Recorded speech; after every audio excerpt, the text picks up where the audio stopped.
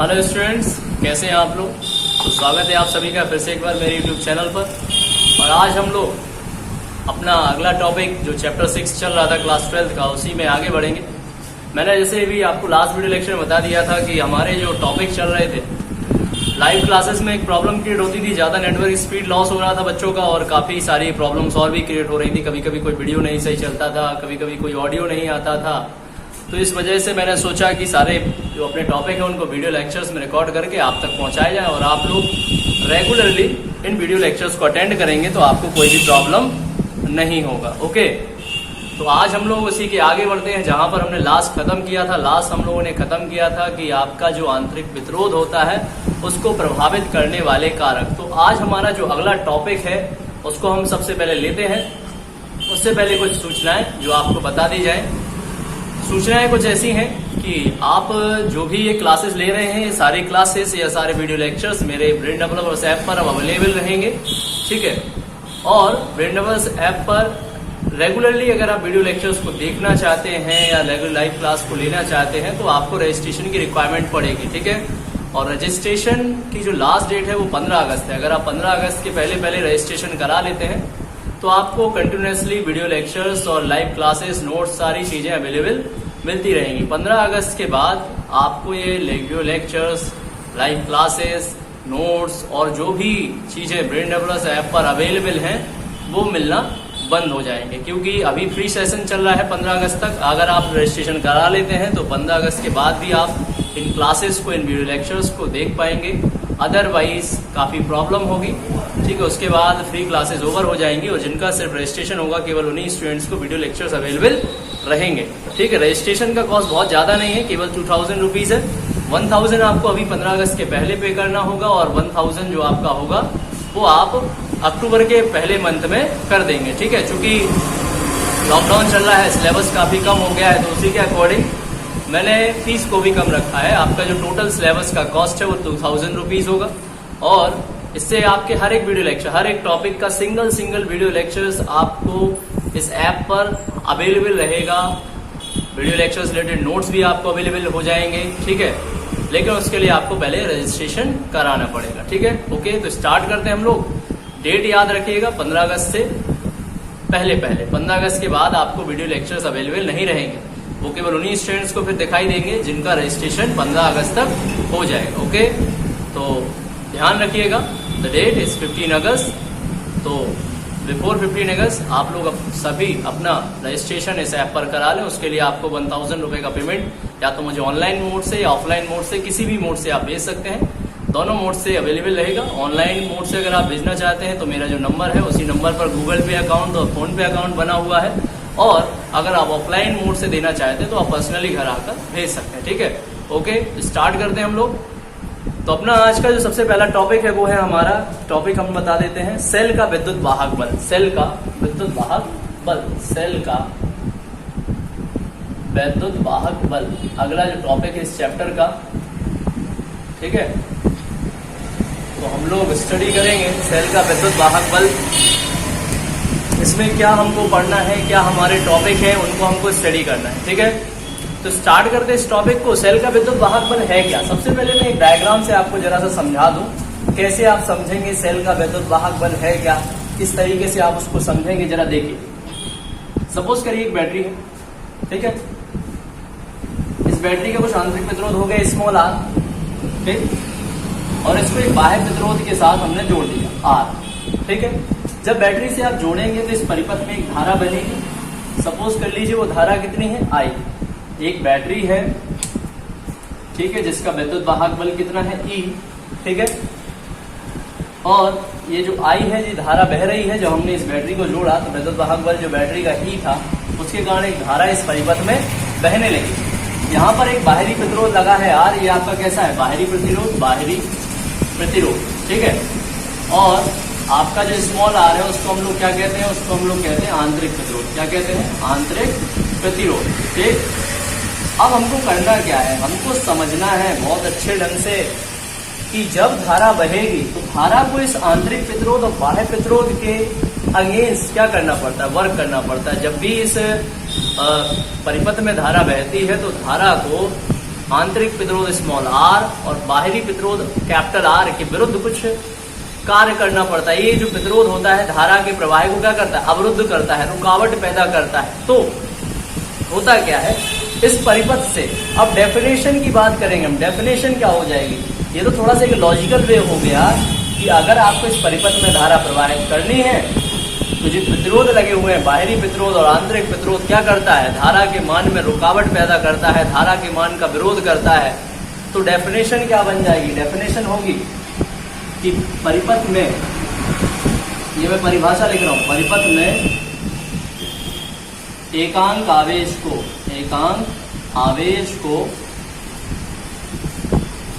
प्रवाहित कराने के लिए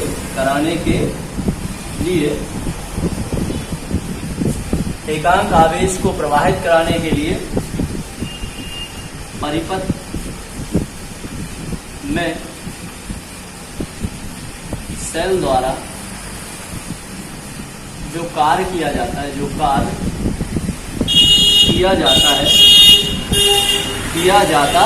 है, वो कार्य सेल के विद्युत वाहक बल के बराबर होता है। सेल के किसके बराबर होता है, विद्युत वाहक बल के बराबर होता है। एक बार डेफिनेशन को आप लोग दोबारा समझ लेंगे। डेफिनेशन क्या है कि इस परिपथ में अगर हमें, मान लीजिए परिपथ में एकांक आवेश को प्रवाहित कराना है, क्या करना है, इस परिपथ में अगर हमको एकांक आवेश को प्रवाहित कराना है तो उसको एकांक आवेश को इस परिपथ में प्रवाहित कराने के लिए सेल के द्वारा जो कार्य किया जाएगा वही कार्य ही सेल के क्या होता है, वैद्युत वाहक बल के बराबर होता है। ठीक है, इसको आप डेफिनेशन को नोट कर लेंगे। उसके बाद मैं आपको थोड़ा सा इसका डेफिनेशन को आप लोग नोट कर लीजिए। ठीक है, फिर मैं आपको समझाता हूं। इसका फॉर्मूला मैं आपको बता देता हूं। देखिए फॉर्मूला क्या हो जाएगा, उसके फॉर्मूले को आप लोग समझ लीजिए। फॉर्मूला समझिए ध्यान से। वैद्युत वाहक बल को प्रदर्शित किससे करते हैं, वैद्युत वाहक बल को ई से व्यक्त करते हैं। कैसे व्यक्त करते हैं, ई से व्यक्त करते हैं। ठीक है, अब हमको इसको आगे समझना है कि भैया जो वैद्युत वाहक बल है इसको हम ई से व्यक्त करते हैं तो फॉर्मूला क्या हो जाता है, फॉर्मूला हो जाता है ई बराबर W/Q। ये फॉर्मूला है। अब अगर Q बराबर क्या हो जाए, 1 कूलाम, क्या मान ले, 1 कूलाम। 1 कूलाम का मतलब हो जाता है ये क्या है, एकांक आवेश। क्योंकि अगर किसी भौतिक राशि का परमाणु होता है एक, तो उसको हम क्या कहते हैं, एकांक। तो ये क्या आ गया, एकांक आवेश। अब इस एकांक आवेश को प्रवाहित कराने के लिए जो भी कार्य हमको करना पड़ता है वही किसके बराबर होता है, वैद्युत वाहक बल के बराबर। क्योंकि वैल्यू जब यहाँ बेटा 1 रखेंगे तो क्या आ जाएगा, E बराबर W। तो जो कार्य सेल द्वारा किया जाएगा वही क्या होगा, सेल का वैद्युत वाहक बल। ठीक है, तो जितना भी कार्य आप करेंगे सेल के द्वारा इस परिपथ में विद्युत धारा को प्रवाहित कराने के लिए वही क्या हो जाएगा, आपका सेल का विद्युत वाहक बल हो जाएगा। ठीक है, इसको मिटा देते हैं। तो डेफिनेशन क्या बन जाएगी, मैथमेटिकल डेफिनेशन की हम बात करते हैं तो मैथमेटिकल डेफिनेशन क्या हो जाएगी, मैथमेटिकल डेफिनेशन हो जाएगी 1 कूलाम आवेश को परिपथ में प्रवाहित कराने के लिए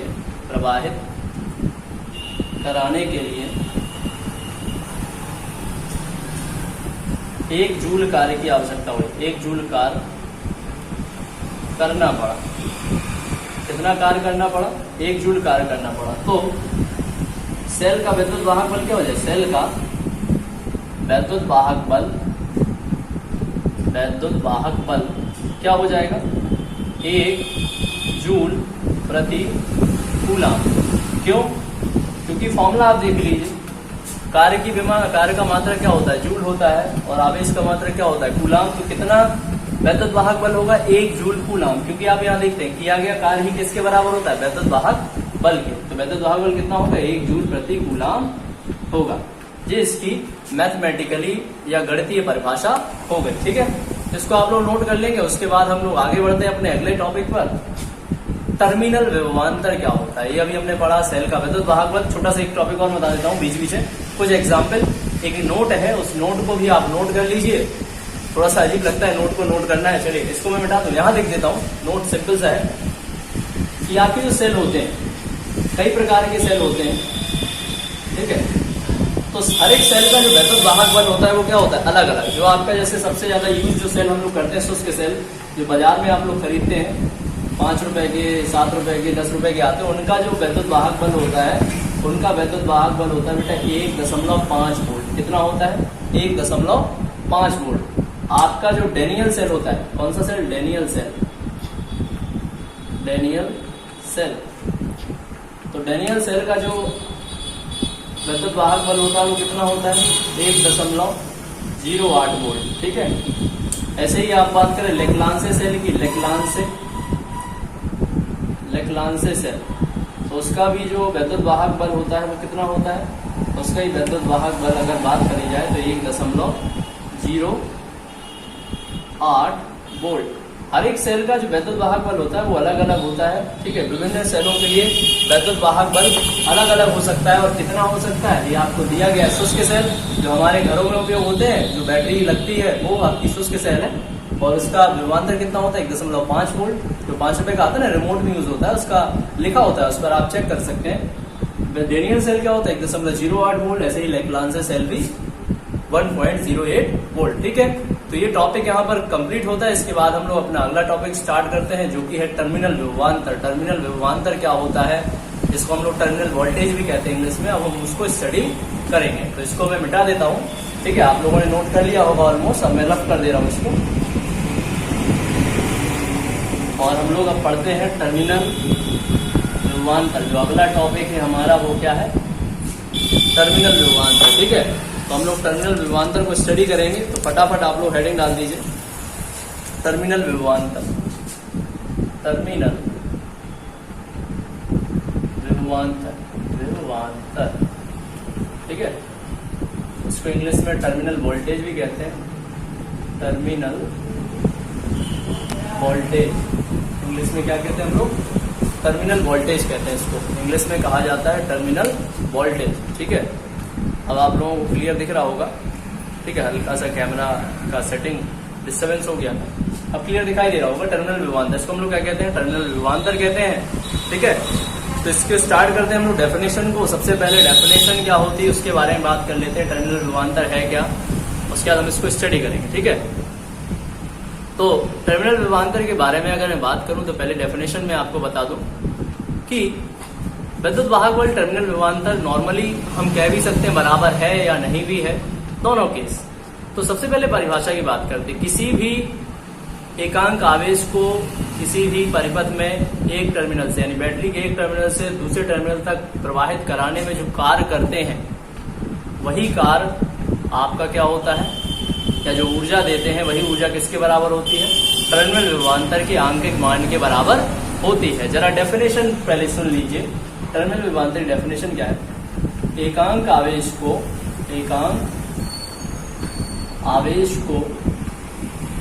बाहरी परिपथ में एक टर्मिनल से दूसरे टर्मिनल तक, एक टर्मिनल से कहां ले जाना है, दूसरे टर्मिनल तक ले जाने में सेल द्वारा दी गई ऊर्जा आंकिक रूप से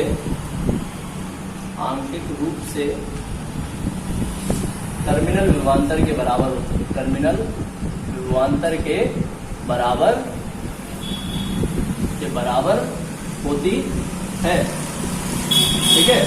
किसी भी सेल का जो टर्मिनल विभवांतर होता है, अगर हम किसी भी सेल के टर्मिनल विभवांतर की बात करें, किसी से आप पूछा जाए कि what is terminal voltage of the cell, तो you can simply can say that कि जो भी आपका किसी भी सेल का टर्मिनल विभवांतर होता है वह उस ऊर्जा के बराबर होता है जो ऊर्जा किस लिए आवश्यक होती है, किसी भी आवेश को एक टर्मिनल से दूसरे टर्मिनल तक ले जाने में।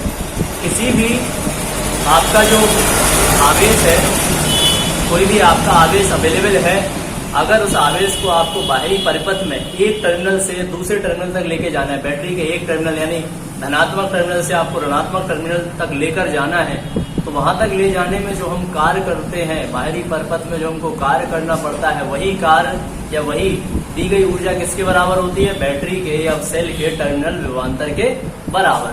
क्या हो जाता है? इस टर्मिनल विभवांतर को हम V से व्यक्त करते हैं। किससे व्यक्त करते हैं? इसको हम लोग इसे V से व्यक्त करते हैं। किससे व्यक्त करते हैं? V से व्यक्त करते हैं। ठीक है, तो V बराबर क्या हो जाएगा? W एक्सटर्नल, एक्सटर्नल मतलब बाहरी परिपथ में। ठीक है, यहाँ पर W एक्सटर्नल का मतलब है बाह्य परिपथ में किया कार्य, बाहरी परिपथ में किया कार्य। ठीक है, बाहरी परिपथ में हम लोगों ने कितना कार्य किया कार्य। ठीक है, अपॉन Q। एकांक अगर आवेश हो, आवेश कितना हो? एकांक को मैं पहले ही बता चुका हूं, अगर Q का वैल्यू कितना हो? 1 कूलाम, तो फिर से वही कंडीशन बन जाती है। अगर Q बराबर 1 कूलाम हो तो आपकी कंडीशन क्या बन जाएगी? कंडीशन बन जाएगी V equal to W external, यानी किसी भी एकांक आवेश को बाह्य परिपथ में चलाने के लिए या प्रवाहित कराने के लिए जो ऊर्जा देते हैं या आप जो कार्य करते हैं, वही क्या कहलाता है? टर्मिनल विभवांतर कहलाता है। ठीक है, तो वैद्युत वाहक बल की परिभाषा से, तो ये आपका होगा टर्मिनल विभवांतर। वैद्युत वाहक बल की परिभाषा से क्या होती है? थोड़ा सा देखिए, समझें इसको। वैद्युत वाहक बल, वैद्युत वाहक बल E बराबर क्या होता है? वैद्युत वाहक बल E बराबर होता है कुल कार्य, कुल कितना कार्य किया बटे एकांक आवेश।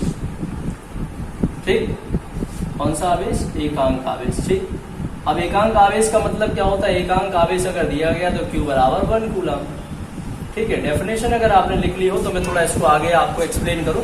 आप इसको नोट कर लिया होगा आप सभी ने, तो मैं इसको मिटा दे रहा हूं। ठीक है, वैद्युत वाहक बल बराबर होता है कुल कार्य बटे एकांक आवेश। अब मैं आपको वैद्युत वाहक बल और आपका जो टर्मिनल विभवांतर होता है उसमें एक रिलेशन बताऊंगा। क्या रिलेशन होता है उसको हम लोग समझेंगे। ठीक है, इसको आपने समझ लिया होगा टर्मिनल विभवांतर क्या है। उसके बाद हम आगे बढ़ते हैं, एक रिलेशन जो हम लोग लिखेंगे। रिलेशन क्या है कि आपका जो टर्मिनल विभवांतर है, टर्मिनल विभवांतर और जो वैद्युत वाहक बल है उनमें क्या रिलेशन है। ठीक है, टर्मिनल विभवांतर व वैद्युत वाहक बल में संबंध, वैद्युत वाहक बल में संबंध, जो आपका टर्मिनल विभवांतर और वैद्युत वाहक बल में क्या संबंध होता है उसको हम लोग लिखेंगे। हमको पता है E बराबर क्या हो जाता है? W टोटल, टोटल मतलब कितना कार्य हमको करना पड़ा एकांक आवेश को परिपथ में प्रवाहित करने के लिए, हमने कुल कितना कार्य किया बटे एकांक आवेश क्या है? Q। ठीक है, अब W टोटल क्या हो जाएगा बेटा? W external plus W internal. ठीक है, यानी बाह्य कार्य प्लस आंतरिक कार्य। बाह्य कार्य मतलब परिपथ का जो बाहरी प्रतिरोध है उसके विरुद्ध हमने कितना कार्य किया, और इंटरनल मतलब उसका जो आंतरिक प्रतिरोध है उसके विरुद्ध हमने कितना कार्य किया। क्लियर, आपको समझ में आ रहा है? एकांक आवेश Q की वैल्यू क्या है? 1। पहले ही मैं आपको लिख चुका हूं, यहाँ ये लिखा हुआ है वैल्यू। तो E बराबर क्या आ जाएगा? W external plus W internal. ठीक है, अब जो W एक्सटर्नल होता है वो अभी हम लोग पढ़ चुके हैं। ये W एक्सटर्नल होता है वो किसके बराबर होता है? टर्मिनल वोल्टेज का। किसके बराबर? Terminal voltage. इसको हम लोग क्या कहते हैं? भी टर्मिनल विभवांतर। किसके बराबर होता है? टर्मिनल विभवांतर के बराबर। कि मैंने अभी आपको बताया था कि बाहरी परिपथ में हमको आवेश प्रवाहित करना है या धारा को प्रवाहित कराना है, तो जो ऊर्जा देते हैं या जो कार्य करते हैं वो किसके बराबर होता है? टर्मिनल विभवांतर के बराबर। तो कितना हो जाएगा? अभी ओम के नियम से हम जानते हैं, ओम के नियम से क्या होता है? ओम के नियम से हमको पता है, ओम के नियम से होता है V equal to I into R। धारा परिपथ में कितनी धारा बह रही? I, और परिपथ का प्रतिरोध कितना है? बाहरी प्रतिरोध। ये कौन सा प्रतिरोध है? बाहरी प्रतिरोध। कितना है? R। तो क्या आ जाएगा? E equal to W external I R into अब जो आंतरिक प्रतिरोध होगा, आंतरिक यानी आंतरिक प्रतिरोध के बराबर जो हमने कार्य किया होगा वो किसके बराबर हो जाएगा? धारा तो उसमें परिपथ उतनी है नहीं, और आंतरिक प्रतिरोध क्या होता है? आई इंटू स्मॉल आर। कितना होता है? आई इंटू स्मॉल आर। ये क्या हो जाएगा? W बराबर आई इंटू आर। और ये कौन सा? इंटरनल कार्य, यानी जो आंतरिक कार्य वो किसके बराबर होगा? बैटरी का जो उसमें आंतरिक प्रतिरोध है उसमें जो धारा बह रही है वो किसके? क्योंकि हमको आंतरिक प्रतिरोध के विरुद्ध कुछ कार्य करना पड़ेगा, और वो कितना कार्य? W internal. और वो कितना हो जाएगा? आई इंटू आर। तो दोनों वैल्यू को हम पुट कर देंगे तो क्या आ जाएगा? फॉर्मूला बन के आ जाएगा कि बराबर आई इंटू आर। क्या होता है? आई इंटू आर होता है टर्मिनल विभवांतर बराबर, जिसको हम लोग भी कहते हैं। और ये क्या आ गया आपका? आई इंटू आर। तो एक रिलेशन बन गया कि किसी भी सेल का जो वैद्युत वाहक बल होता है वो किसके बराबर? टर्मिनल विभवांतर के बराबर प्लस सेल के आंतरिक प्रतिरोध से प्रवाहित होने वाली धारा, और उस प्रतिरोध के गुणनफल के क्या होता है? बराबर होता है। देखो यहाँ पर एक कंडीशन, एक रिलेशन बन गया। ये रिलेशन क्या कब है? अभी आपको कब यूज करना है? यदि एक काम करेगा, आर क्या हो? बैटरी का आंतरिक प्रतिरोध क्या हो? शून्य। अगर बैटरी का आंतरिक प्रतिरोध क्या हो? शून्य। आंतरिक प्रतिरोध जीरो। आंतरिक प्रतिरोध, किसी बैटरी का आंतरिक प्रतिरोध अगर जीरो होता है तो क्या होता है? अगर बैटरी का आंतरिक प्रतिरोध अपन जीरो मान लें, हम जीरो मान लें तो क्या हो जाएगा? E equal to V। E equal to क्या आएगा? V। तो बैटरी का जो वैद्युत वाहक बल होगा वो किसके बराबर होगा? टर्मिनल विभवांतर के बराबर होगा। अगर किसी भी सेल का आंतरिक प्रतिरोध जीरो है तो उसका वैद्युत वाहक बल बैटरी के किसके बराबर होगा? वोल्टेज के बराबर होता है, या टर्मिनल विभवांतर के बराबर होता है। यहाँ मैं लिख दे रहा हूँ, थोड़ा सा अगर आपको दिख ना रहा हो नीचे, R equal to zero then E equal to V, यानी बैटरी का वैद्युत वाहक बल बैटरी के या सेल के टर्मिनल विभवांतर के बराबर होगा। एक और कंडीशन होती है, if I equal to zero, अगर सर्किट में करंट जीरो हो रहा हो, I का जीरो मतलब I इक्वल टू जीरो कब हो सकता है? यानी परिपथ कैसा हो? खुला हुआ। परिपथ खुला हो, ठीक है। परिपथ अगर खुला हो, परिपथ में कोई धारा नहीं बह रही है, तो बैटरी का वैद्युत वाहक बल ही किसके बराबर होता है? बैटरी के टर्मिनल विभवांतर के बराबर, ठीक है।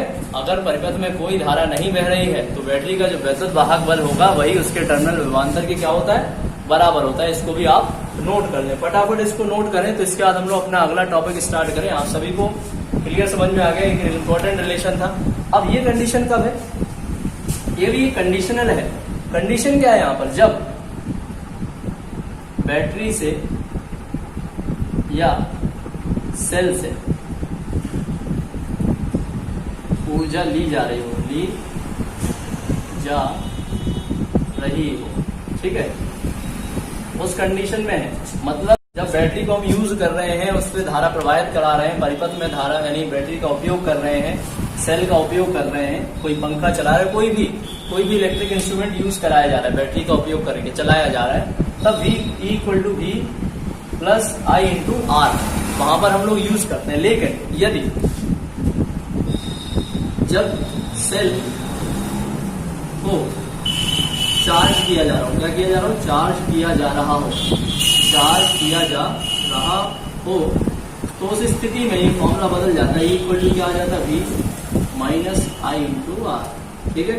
तब ये फॉर्मूला होता है V minus I into R. जब बैटरी को हम क्या करते हैं? चार्ज करते हैं। किसी भी सेल को अगर चार्ज किया जाता है तो चार्ज होने की स्थिति में ये फॉर्मूला बन जाता है, बैटरी का विद्युत वाहक बल बराबर टर्मिनल विभवांतर minus I into small R. तो ये दोनों इंपॉर्टेंट कंडीशन है। इन दोनों कंडीशंस को आप याद रखेंगे। ये कंडीशन आपकी फर्स्ट कंडीशन है और ये आपकी कंडीशन है सेकंड। इन दोनों कंडीशंस को आपको याद रखना है। जब बैटरी को हम चार्ज करेंगे तो फॉर्मूला क्या हो जाएगा? E equal to V minus I R, और जब उसको बैटरी से ऊर्जा ली जा रही हो तो E equal to V plus I R. तो ये रिलेशन होता है टर्मिनल विभवांतर और वैद्युत वाहक बल में। इसको आप लोग नोट कर लीजिए, ठीक है। उसके बाद हम लोग अपना अगला टॉपिक स्टार्ट करते हैं। फटाफट आपने नोट कर लिया होगा, एक रिलेशन है, ठीक है। वो भी हम लोग कर लेते हैं कि जो आपका आंतरिक प्रतिरोध होता है, बाह्य प्रतिरोध में एक संबंध, बैटरी के या सेल के आंतरिक प्रतिरोध और बाह्य प्रतिरोध में क्या संबंध होता है, ठीक है। इसको आप लोग नोट कर सकते हैं आराम से, ठीक है। इसके बाद मैं आगे बढ़ता हूँ। ये हटा दे रहा हूँ मैं, आप लोगों ने नोट कर लिया होगा सभी ने, ठीक है। तो अब अगला टॉपिक हम स्टार्ट करते हैं। तो हम अपना अगला टॉपिक स्टार्ट करते हैं। हमारा अगला टॉपिक क्या है? आंतरिक प्रतिरोध और बाह्य प्रतिरोध में संबंध। तो हेडिंग डाल दीजिए फटाफट, आंतरिक प्रतिरोध व बाहरी प्रतिरोध में संबंध। बाहरी प्रतिरोध में संबंध, ठीक है। फटाफट हेडिंग डाल दीजिए, relation between internal resistance and external resistance. Internal resistance और एक्सटर्नल रेजिस्टेंस में क्या रिलेशन होता है, हमको स्टडी करना है, ठीक है। तो सबसे पहले हम जानते क्या है? हम जानते हैं, अभी मैंने एक रिलेशन आपको बताया था वैद्युत वाहक बल में और टर्मिनल ध्रुवांतर में क्या था, हम जानते हैं। उस रिलेशन को हम यूज करेंगे, हमें पता है E = V + I × R। ये रिलेशन हमको पता है। जो आपका वैद्युत वाहक बल होता है E बराबर क्या होता है, V + I × R। तो यहाँ से V = क्या आ जाएगा, V = आ जाएगा, सॉरी IR = क्या आ जाएगा, E - V, ठीक। IR = क्या आ जाएगा, V को हमने यहाँ पक्षांतर कर दिया तो माइनस हो गया, क्या बचा, IR = E - V, क्योंकि हमको स्मॉल r और कैपिटल R में रिलेशन फाइंड आउट करना है, ठीक है। अब यहाँ से R = वैल्यू क्या आ जाएगी, E - V upon small I, ठीक है। E = V + I × R ये होता है, ठीक है। अब IR की वैल्यू मैंने निकाली तो V को इस तरह पक्षांतर कर दिया तो क्या हो गया, माइनस। यहाँ से हमने क्या निकाली है, स्मॉल r की वैल्यू क्या आ गई, E - V अपॉन I। हम जानते हैं ओम के नियम से, ओम के नियम से हमको क्या रिलेशन पता है, ओम के नियम से, ओम के नियम से पता है V = क्या होता है, I × कैपिटल R, ठीक है। तो यहाँ से बेटा I का वैल्यू कितना आ जाएगा, यहाँ से I = आ जाएगा V अपॉन कैपिटल R, क्या आ जाएगा, V अपॉन कैपिटल R। इसको मान लो रिलेशन समीकरण 1, ठीक है। तो I का मान हम कहाँ रख देंगे, I का मान समीकरण 1 में रखने पर, कहाँ रखने पर, समीकरण 1 में रखने पर I का जो वैल्यू निकाला हमने ओम के नियम से, ओम के नियम से I का मान कितना आया, V अपॉन R। तो I के मान को समीकरण 1 में हम रख देंगे। समीकरण 1 में अगर हम रखेंगे I के मान को तो देखो ये है समीकरण 1, R बराबर क्या आ जाएगा, R बराबर हमको लिख रहे हैं, R बराबर कितना आ जाएगा, मैं यहाँ लिख देता हूँ, R बराबर क्या आएगा, R बराबर आ जाएगा, आप देखते रहिए, E - V और यहाँ I की वैल्यू क्या है, V अपॉन R, ठीक है। R ये चला जाएगा ऊपर तो R बराबर क्या आ जाएगा, E - V upon V × R, ठीक है। या फिर इसको इस तरीके से लिख सकते हैं, ये भी एक रिलेशन ही है, आंतरिक प्रतिरोध और बाह्य प्रतिरोध में रिलेशन। इसको थोड़ा और अच्छे तरीके से हम कैसे लिख सकते हैं, E upon V - V upon V लिखा जा सकता है × R, क्योंकि अगर आप एलसीएम लोगे तो यही वैल्यू आएगी। इसको मैं थोड़ा और अच्छे से रिप्रेजेंट कर रहा हूँ, तो R बराबर हो जाएगा E - V से V कैंसिल हो जाएगा तो -1 × R। तो एक रिलेशन आ गया कैपिटल R और स्मॉल r में, यानी किसी बैटरी का जो आंतरिक प्रतिरोध होता है, ये कौन सा प्रतिरोध हो गया, आंतरिक प्रतिरोध, ठीक है। और आपका कैपिटल R क्या है, बाहरी प्रतिरोध। कौन सा प्रतिरोध है, बाहरी प्रतिरोध। तो बाहरी प्रतिरोध और आंतरिक प्रतिरोध में रिलेशन क्या होता है, रिलेशन हो जाएगा R बराबर E upon V -1 × capital R, ठीक है। तो इसको आप लोग नोट कर लीजिए, आपका टॉपिक यहाँ पर कंप्लीट होता है। आंतरिक प्रतिरोध और बाहरी प्रतिरोध में ये रिलेशन होता है। इस डेरिवेशन को हम लोगों ने कंप्लीट कर लिया, ठीक है। तो जल्दी से फटाफट नोट करिए। और आज का एक लास्ट टॉपिक आपको पढ़ाया जाए, वैद्युत वाहक बल की अवधारणा। वैद्युत वाहक बल की अवधारणा थोड़ा सा समझना है आपको, लिखने वाला कोई टॉपिक नहीं है, लेकिन कभी कभी कैसे वैद्युत वाहक बल को हम समझें, एक्चुअल में क्या होता है वैद्युत वाहक बल, वो मैं आपको बताऊंगा। तो इसको जल्दी से आप लोग नोट कर लीजिए। तो उसके बाद मैं आपको अगला टॉपिक बता देता हूँ, और आई थिंक सभी का हो गया होगा, ठीक है। तो मैं इसको हटा देता हूँ और अपना अगला टॉपिक आपको समझाता हूँ, वैद्युत वाहक बल की अवधारणा, मतलब वैद्युत वाहक बल क्या होता है, ठीक है, उसको हम लोग समझेंगे। तो मैं इसको मिटा दे रहा हूँ, ओके।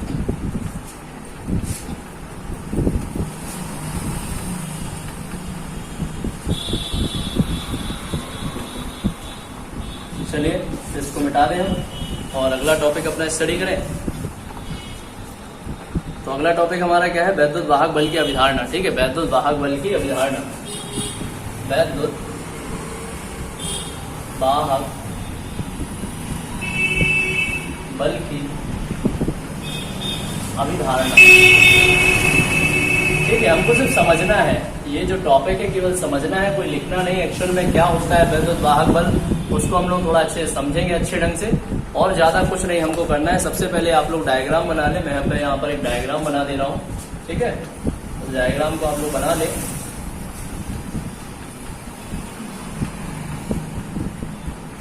ये बैटरी का आंतरिक प्रतिरोध स्मॉल आर, ये बाह्य प्रतिरोध होगा कैपिटल आर। ठीक है, यहाँ पर एक सेल जोड़ा गया है। ठीक है, और उसका वैद्युत वाहक बल कितना है, ई। इस परिपथ में धारा बह रही है, आई। ठीक है, अब इसके समतुल्य, ये आपका जो एक मैंने यहाँ पर इलेक्ट्रिकल परिपथ बनाया है, वैद्युत परिपथ बनाया है, इसके समतुल्य हम एक यांत्रिक परिपथ भी बनाते हैं। कैसे, देखिए, समझने के लिए बनाया गया है, यहाँ पर एक चित्रण किया गया है। ठीक है, आप उसको समझे बस, और कुछ नहीं करना है। अगर आपको समझ में आ गया तो बहुत आसान सा है ये टॉपिक। ठीक है, जिसको आप बहुत अच्छे ढंग से समझ लेंगे। ठीक, इसी पर्पज से इसको बनाया गया।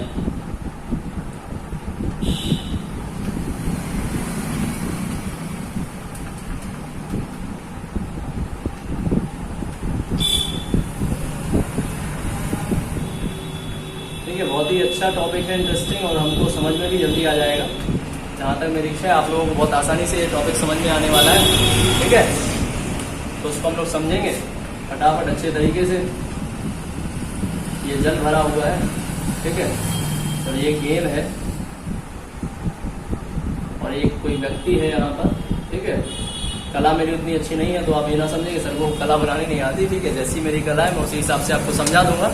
ठीक है, ज्यादा इंटरेस्टिंग तो नहीं है, लेकिन देखिए, एक मैंने यहाँ पर आपका क्या है, वैद्युत परिपथ बना रखा है, और यहाँ पर एक यांत्रिक परिपथ है जो उसके समतुल्य है। एक्चुअल में हमको वैद्युत वाहक बल समझना है। वैद्युत वाहक बल होता क्या है उसको हम लोग समझेंगे। ठीक है, बहुत इंटरेस्टिंग टॉपिक है और बहुत ही अच्छे से आपको समझ में आ जाएगा। तो समझिए, यहाँ पर जो बैटरी है, बैटरी किसके बराबर है, व्यक्ति के बराबर। क्योंकि किसी भी परिपथ में अगर आपको आवेश को प्रवाहित कराना है या धारा को प्रवाहित कराना है तो हमें किसकी आवश्यकता होती है, कुछ ऊर्जा की आवश्यकता होती है। तो वैद्युत परिपथ में ऊर्जा हमें कहाँ से प्राप्त होती है, वो ऊर्जा हमको सेल से प्राप्त होती है। लेकिन इस यांत्रिक, जो मैंने यहाँ पर एक यांत्रिक परिपथ बनाया, इसके जस्ट सपोजिट, तो यहाँ पर वो ऊर्जा क्या देगा, व्यक्ति देगा। हमको थोड़ा समझना है, तो उसके लिए देखिए, जब यहाँ पर धारा को प्रवाहित करना पड़ता है, कराना पड़ता है या कराते हैं, तो धारा को इस विद्युत प्रतिरोध, जो बाहरी प्रतिरोध लगा है कैपिटल आर, और इस आंतरिक प्रतिरोध के विरुद्ध कुछ कार्य करना पड़ता है। और उस कार्य को करने के लिए उसको ऊर्जा कहाँ से प्राप्त होती है,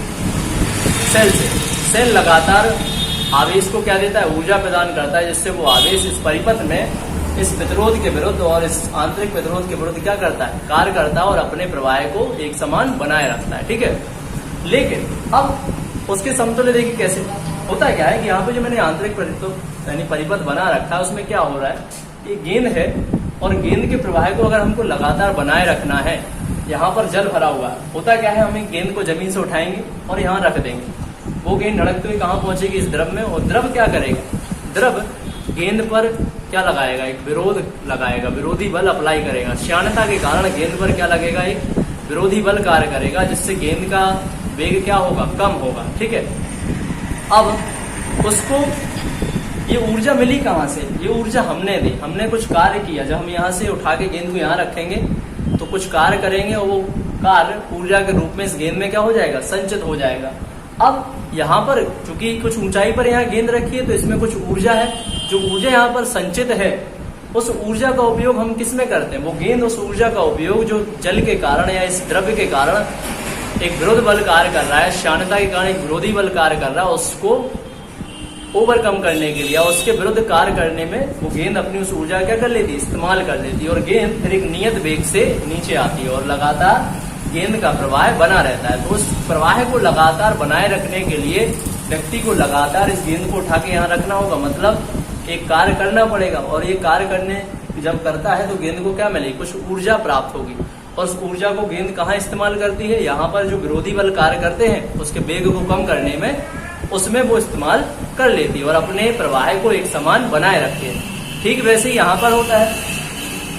यहाँ पर क्या है, आवेश के प्रवाह को एक समान बनाए रखने के लिए, लगातार बनाए रखने के लिए बैटरी से हमें ऊर्जा लेनी पड़ती है, और जो बैटरी जो ऊर्जा देती है या जो कार्य करती है, इस आवेश प्रवाह को एक समान बनाए रखने के लिए इस परिपथ में उस ऊर्जा को ही हम क्या कहते हैं, वैद्युत वाहक बल कहते हैं। तो ये हमारा वैद्युत बल की अवधारणा थी, जिसको मैंने एक उदाहरण से आपको समझाया। ठीक है, तो वैद्युत वाहक बल का मेन जो पर्पस होता है, किसी भी परिपथ में आवेश की प्रवाह की दर को बनाए रखना, और कुछ नहीं। ठीक है, तो ये यहाँ आज जो हमारे टॉपिक हैं आज के इस वीडियो लेक्चर के, वो यहाँ कंप्लीट होते हैं। अगले वीडियो लेक्चर में हम लोग किरचॉफ के नियम को स्टडी करेंगे, और वीडियो को पूरा देखने के लिए, लेक्चर को अच्छे समझने के लिए सभी को मेरा धन्यवाद। ठीक है, तो अब हम लोग मिलते हैं अपने नेक्स्ट वीडियो लेक्चर में, जिसका टॉपिक रहेगा किरचॉफ के नियम। ठीक है, तो स्टूडेंट्स, आई होप आप सभी ने एंजॉय किया होगा इस वीडियो लेक्चर को, अच्छे समझा होगा। नोट्स अपने कंटिन्यूअसली बनाते रहें।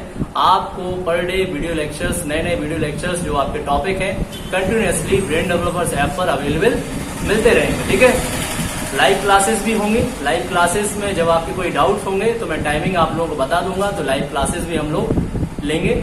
लाइव क्लासेस तभी लेंगे जब थोड़ा सा आपका नेटवर्क स्पीड अच्छा होगा। ठीक है, इससे रिलेटेड जब भी कोई डाउट्स होंगे तो हम उनको लाइव क्लास में क्या कर लेंगे, क्लियर कर लेंगे। और जो न्यूमेरिकल्स होंगे उनके लिए मैं लाइव क्लास, न्यूमेरिकल सारे लाइव क्लास में ही लगवाऊंगा, जिससे आपको कोई प्रॉब्लम ना हो। अगर न्यूमेरिकल में आपको कोई प्रॉब्लम आती है तो आप मुझसे बेझिझक पूछ सकते हैं। ठीक है, ओके। और फिर भी अगर आपको कोई प्रॉब्लम है तो व्हाट्सएप नंबर आप सभी के मेरे पास होगा, आप लोग मुझे व्हाट्सएप कर सकते हैं। कोई भी क्वेश्चन में, कोई भी टॉपिक में अगर आपको प्रॉब्लम हो रही है तो उसको लाइव क्लास में डिस्कस कर लिया जाएगा। ओके, तो मिलते हैं हम अपने नेक्स्ट वीडियो लेक्चर में। तब तक के लिए गुड बाय।